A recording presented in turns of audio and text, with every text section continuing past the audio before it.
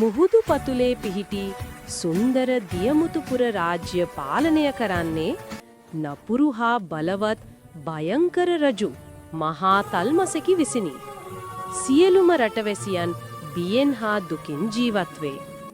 මෙම රාජ්‍යයේ ජීවත්වන දියකිඳුරු පවුලක සුරංගනාවියක් වැනි ලස්සන එහෙත් නිර්භීත රිදී නම් දියකිඳුරු දියණියක් සිටී.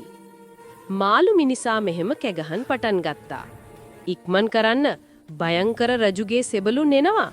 අදත් බදු විදිහට හැමදේම අරගෙන යයි.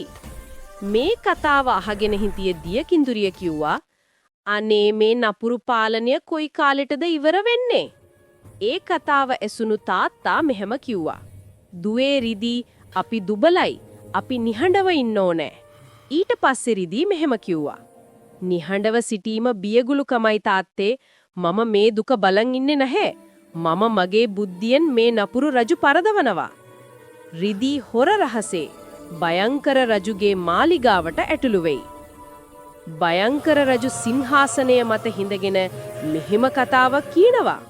හහහා මම තමයි මේ ලෝකේ ශක්තිමත්ම පාලකයා. මගේ බලය තියෙන්නේ හැමෝවම බියෙන් තියලා පාලනය කරන එකනේ. මේ කතාව ඇසුණු රිදී කිව්වා, රජතුමනි, සැබෑ බලය තියෙන්නේ වෙන තැනක. රිදී කඩිනමින් රජුගේ සියලුම මුතුමැණික් ගබඩා කර ඇති තැනට වේගයෙන් පීනයි. ඇය රහසේගෙන ආ මැණික් බුබුලක ඇති රසායනිකයක් දියරයක් මුතු ගොඩට මුදාහරි. භයංකර රජු කෑගසමින්, නැහැ, මගේ නිදානය. තමුසේ මොකද්ද කළේ?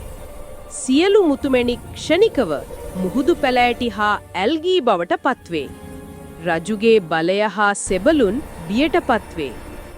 රිදී පිටතට පෙමින රටවැසියන්ට හඬ නගා මෙහෙම කිව්වා. දියමුතුපුරේ වැසියනි, බිය නොවනු.